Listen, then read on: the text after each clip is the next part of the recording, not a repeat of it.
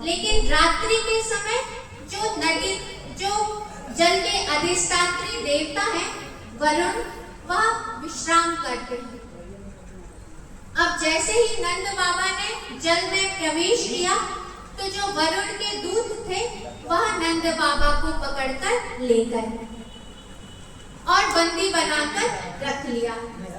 अब जैसे ही प्रातः काल हुआ तो सभी जितने भी ब्रजवासी थे वह सब नंद बाबा को ढूंढने लगे। यशोदा मैया बड़ी चिंतित हो गई कि नंद बाबा कहाँ चले गए। अब जैसे ही कन्हैया जी को ज्ञात हुआ कि बाबा कहीं चले गए हैं, मिल नहीं रहे हैं, तब भगवान समझ गए कि नंद बाबा स्नान करने यमुना जी में गए थे, तब वरुण ने ही उन्हें अपने लोक में ले गया। अब भगवान पहुंचे वरुण लोक में और जैसे ही भगवान ने वरुण लोक में प्रवेश किया तो वरुण ने देखा कि साक्षात भगवान पर ब्रह्म मेरे लोक में आए हैं। तब वह अपने सिंहासन से कूद पड़ा और भगवान के चरणों में साष्टांग लेट गया और उसने कहा कि प्रभु आइए, आप मेरे सिंहासन पर विराजिए।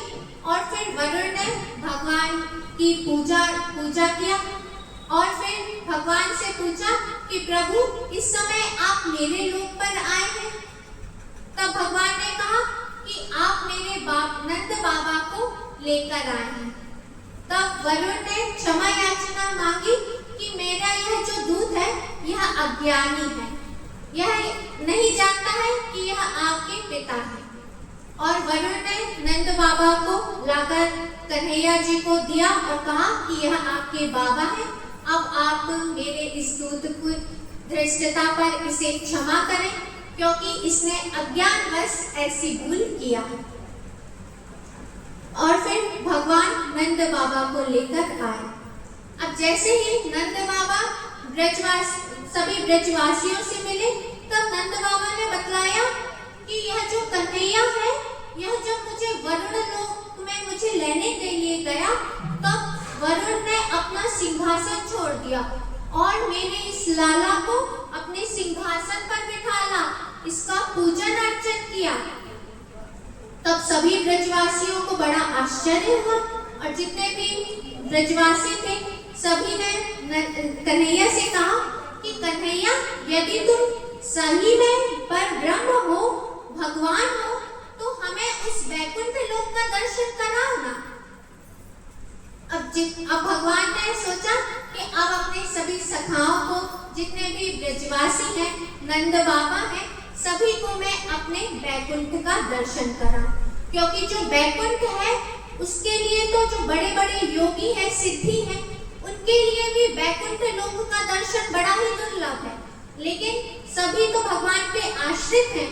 तब भगवान ने सोचा कि मैं सभी को अपने वैकुंठ लोक का दर्शन कराता हूँ, क्योंकि जो भगवान का वैकुंठ लोक है,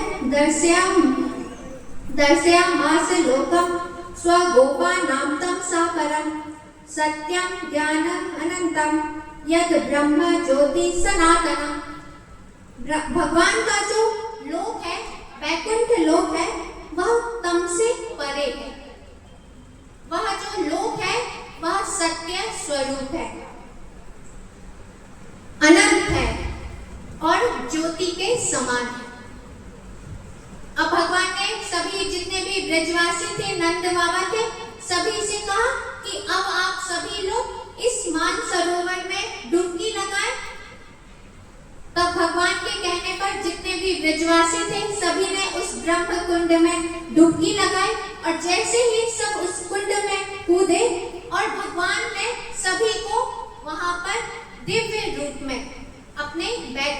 लोक का दर्शन कराया। और जब सबने वैकुंठ लोक का दर्शन कर लिया, सब बहुत ही प्रसन्न हुए और फिर भगवान ने सबको वहां से बाहर निकाल लिया। सभी ब्रजवासी प्रसन्न हुए, उनकी प्रसन्नता का कोई भी ठिकाना ना रहा।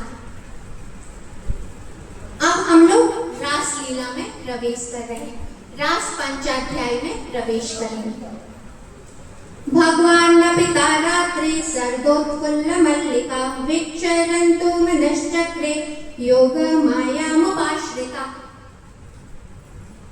हेमंत मास में जब गोपियां कात्यायनी का पूजन करती थी, तब भगवान ने चीरहरण के अवसर पर सभी गोपियों को यह आश्वासन दिया था कि आने वाली शरद पूर्णिमा की रात्रि में हम तुम्हारे साथ विहार करेंगे।